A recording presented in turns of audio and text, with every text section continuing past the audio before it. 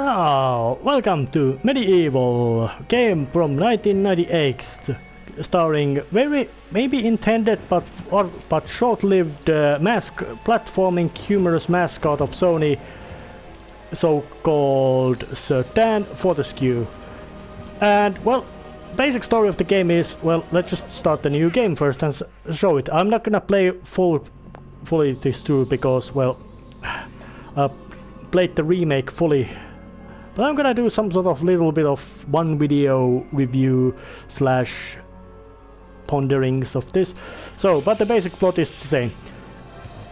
Arch-villain Zarok does a big spell, 100 years after his defeat, does a big spell which resurrects the dead. One of those deads is Zarok's arch enemy, Sir Dan Fortescue, who just died. So yeah, threw an arrow to the eye. And he still doesn't have an eye, because he died from arrow from it. Oh yeah. And so Dan was kind of a con man. It has risen again, Sir Daniel Fortescue. See? The hero of Gallowmere who fell at the first charge. The fog of war and the shrouds of time conspire to turn the arrow fodder into the saviour of the day. But we knows better.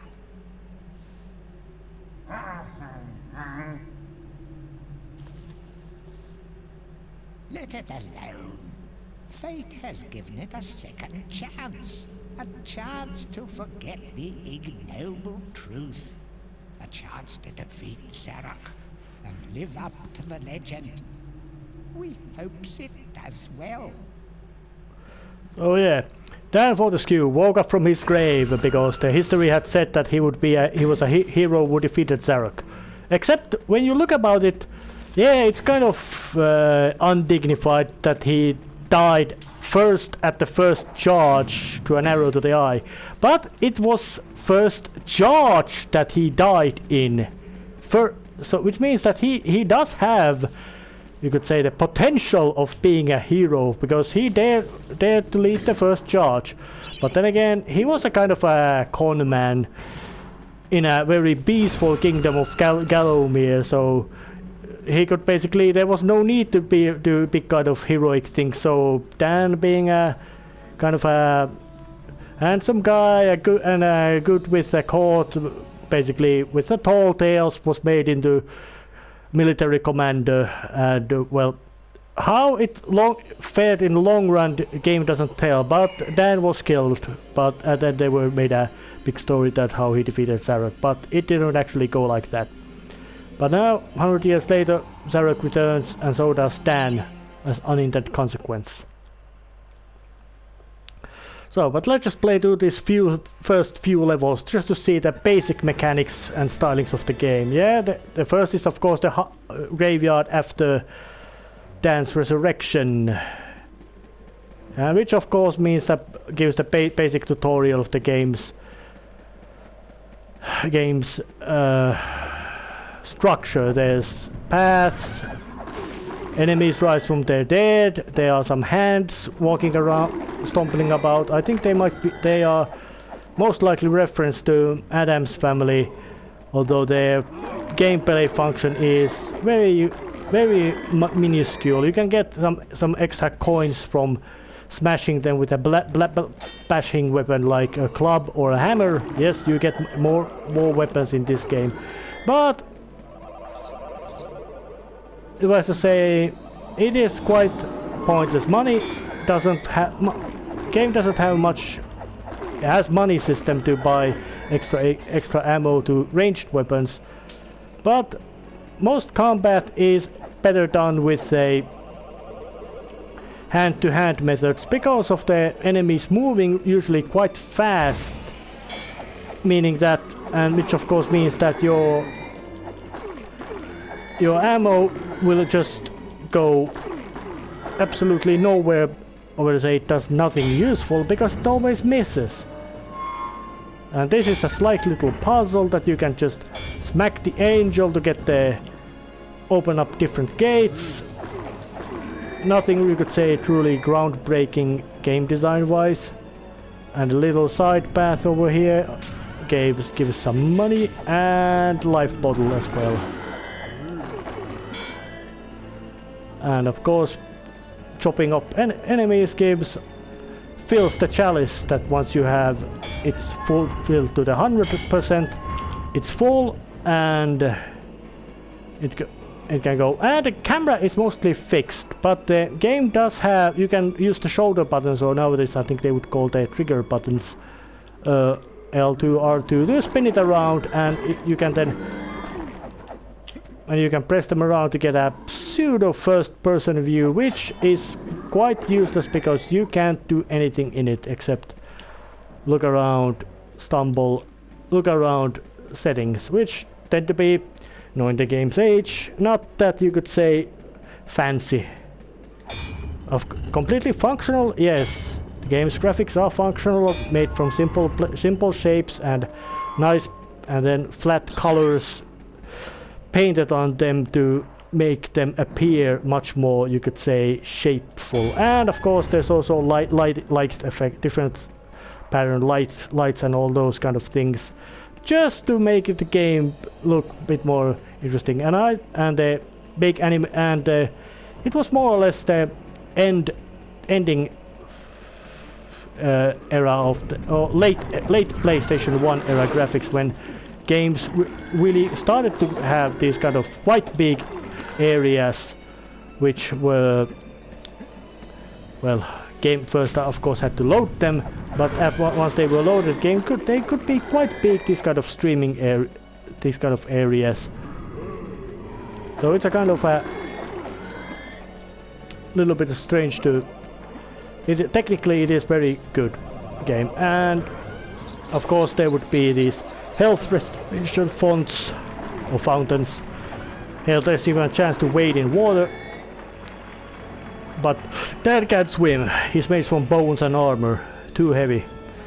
And there's another of the gargoyles. Tread softly. Zarek awaits beyond these gates. The master meets with the demon from the mausoleum, hatching plots of purest evil. Forgotten nobodies would be wise to make themselves scarce. Oh yeah, these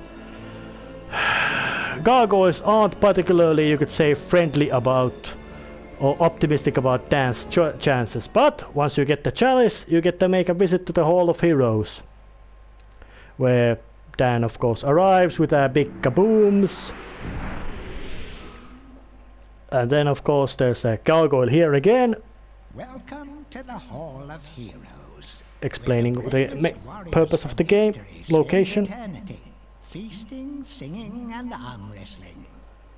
If they think you're worthy enough, you may be able to persuade them to give you a new weapon. Well, yeah, this is the place where you get all your weapon upgrades, except for one, which is, you could say, a hidden stage. And of course, glowing statue means you can then have a chat with them with the chalice in front of them.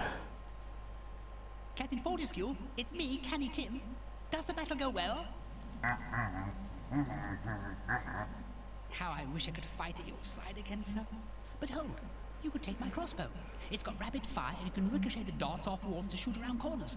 I used it at the Battle of Gallowmere. After you were slain, I shot Zarek's champion, Lord Kardok. A clean kill through the eye at some 1,000 yards. Oh yeah, so Canny Tim did something more impressive. Oh, goodbye, sir. So he must have done something much more impressive than Dan Fortescue. But yeah, from here you get extra weapons. You get sword, you get shield, you get big hammer and all that. And of course in the lower floor would be Dan himself.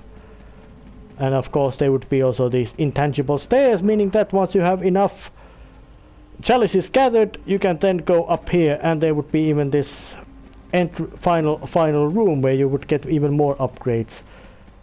But that explains the Hall of Heroes. So, and of course, once you would be done here, you could get to leave and have a chance to save the game to the memory card at the original game. But in this one, you don't get the chance, or better say, you can save it, but it's not to the memory card physical sense. And as you progress through the levels, map of the Gallowmere reveals. It seems to be an island with a mountain surrounding it. But let's just go and look at the Cemetery Hill, which introduces the main villain of the game. Yeah. Of course, game would always load with these.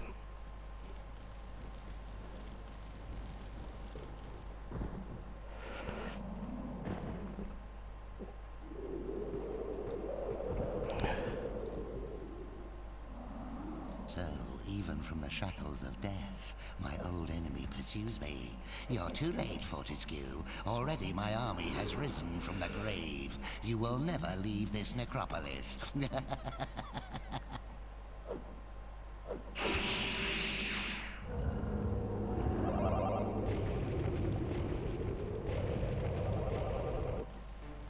So basically the plot is that Dan wakes up and starts to chase Zarok in a hope to thwart his plot.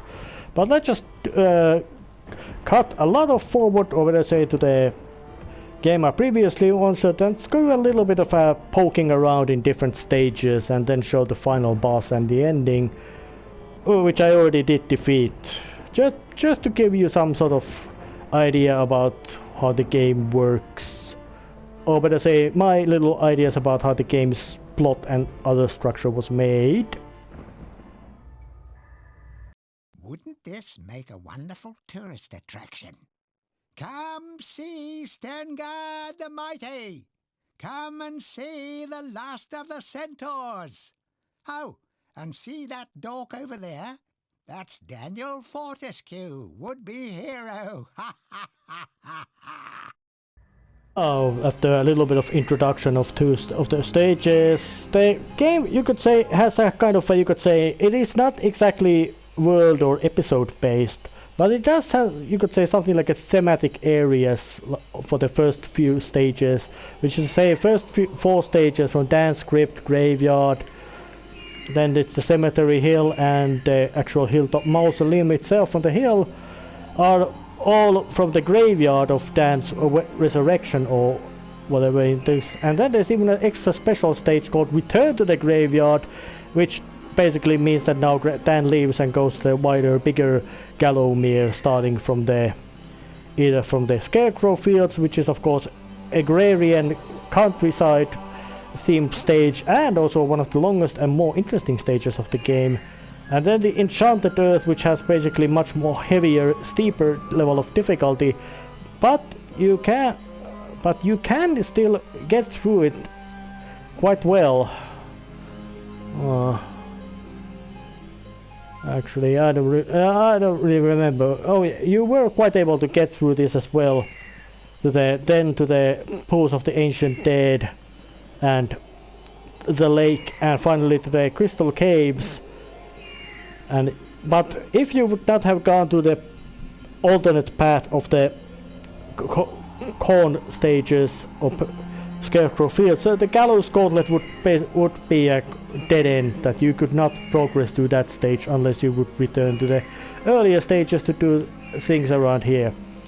So of course, after the agrarian stages, it would actually split into 2. You could go to do more of these countryside farm themed stages, with of course have pumpkins, and finishing with one of the game's bosses. Let's see, there's a Hilltop Mausoleum has a big demon, and the Return of the Graveyard also has a guardian demons, and then of course there would be the big pumpkin monster that would also count as a boss. And of course there would also be, Sleeping Village, what is more like a puzzle stage, meaning in which Dan must run around and gather items to solve a little bit of a puzzle to get forward. And then Asylum Grounds is very much of a puzzle stage as well, because it has a riddles you must solve. And of course inside the asylum itself, which is nothing but a battle gauntlet against hordes of monsters, or maniacs, you'd say. But once you would get through that path, it would go to the ancient dead witches and lake, which are water stages and very unpleasant, and crystal caves is much more of a filler stage, being just basically walk through, kill stuff, gather stuff. And Gallows Gauntlet is also in that kind of sense a filler, but it's at least it has, you could say, a interesting little thing that you can actually get stuck there. But once that would be done, I would say the dramatically most important state of Haunted Ruins, in which you could say Dan thwarts Zarok's plan of conquering Gallowmere by basically dumping the whole castle on top of his horde of shadow demons, which of course also, so Dan did release them himself by accident most likely. And then of course there would be the Pirates theme stage, which would have lots of hellish platforming, and because the controls are not the most perfect, it would be I would say the toughest stage of the game. And of course Time Device would be the final actual stage of the game, which is actually quite easy. And of course the final battle would happen in Zarok's lair. Although the entrance hall itself is also a very small, minuscule stage, which has very little, you could say, point, because, well, it's just so easy. There's practically no risk of dying at this phase of the game either. So let's just show that. Actually, no, let's not show it, and just skip to the final battle things. You always were fortunate in battle, Fortescue. Let us see how you fare against my champion, the late Lord Cardok. He eats people like you as calcium supplement.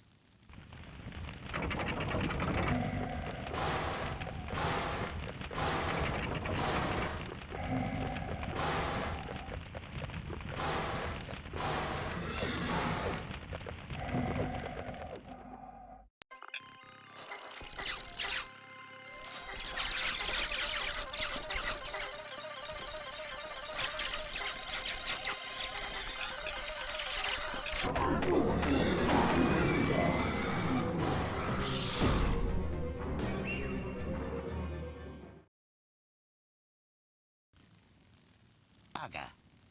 Right then, that's it. I've just about had enough of your meddling.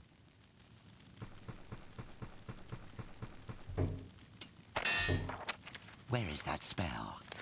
Ah, yes.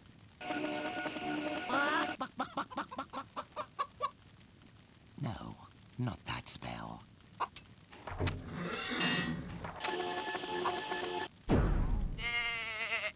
Oh. Oh, not right now.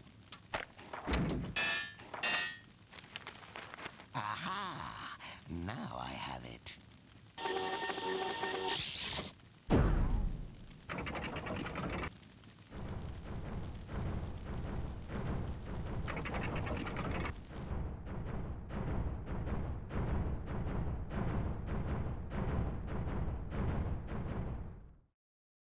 None shall defeat the mighty Zarok.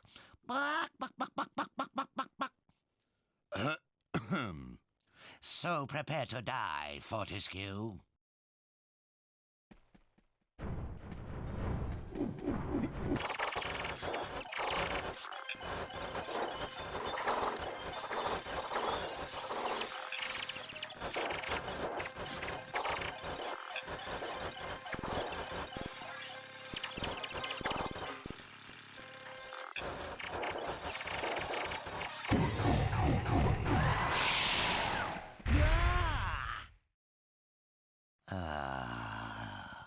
Curse you, Sir Knight. I am finally defeated. Yet if I am to fail, then all shall perish. You are doomed, Fortescue. You will never leave this domain.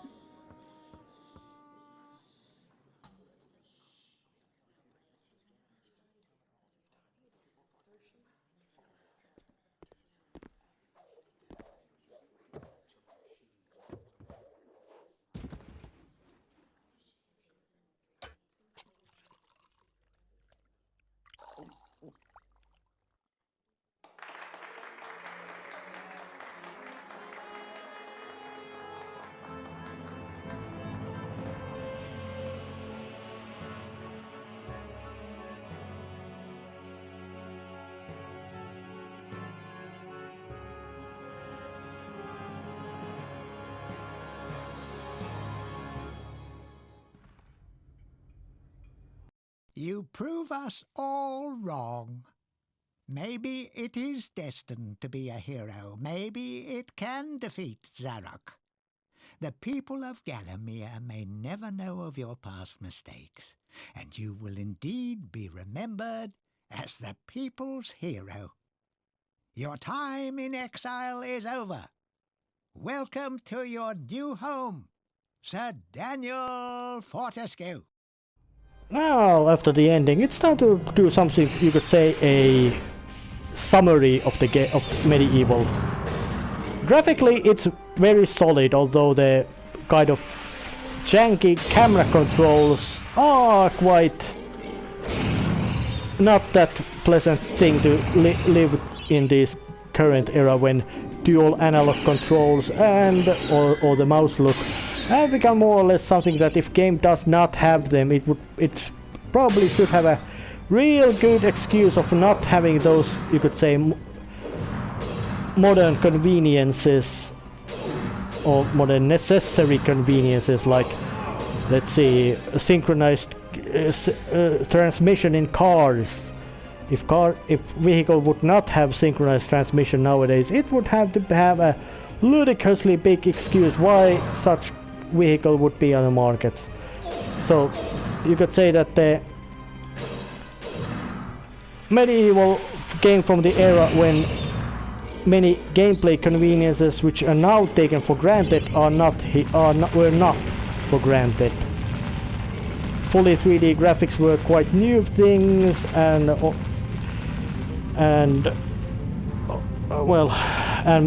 of course memory was limited with PlayStation 1, which basically had to do a lot of loading from the disc, cowardly or not that cowardly. But MediEvil, once the stages have been loaded, works very well in sense that how well it runs.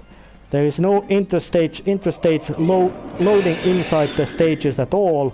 So you can, once the stage has been loaded, you can just keep blasting through the stage however you feel like it. But as you could say that the Hilltop Mausoleum is quite good example of how the stage work. Or MediEvil itself, it summarizes it. It has good for the era. It has good graphics with lighting effects. The sound work is real good. It's not too serious game in setting, and it shows. It takes itself not too seriously. And floor collapses to Dan fall to his death. Actually, no, that's just he just drinks a life bottle, which are basically life system. Over the game you get more of these to become more the maximum number of what seems to be 9, and of course counting the Dan's own life bar that counts as 10. So yeah, Dan becomes quite much of a unkillable tank monster by the end of the game, meaning that you can just blitz right to the enemies. Well, even the final bosses, except can be just bashed to death with a over the top amount of violence. But they would be. But of course, some stages would have a little puzzle like this, that find the sheet music for the ghost to play.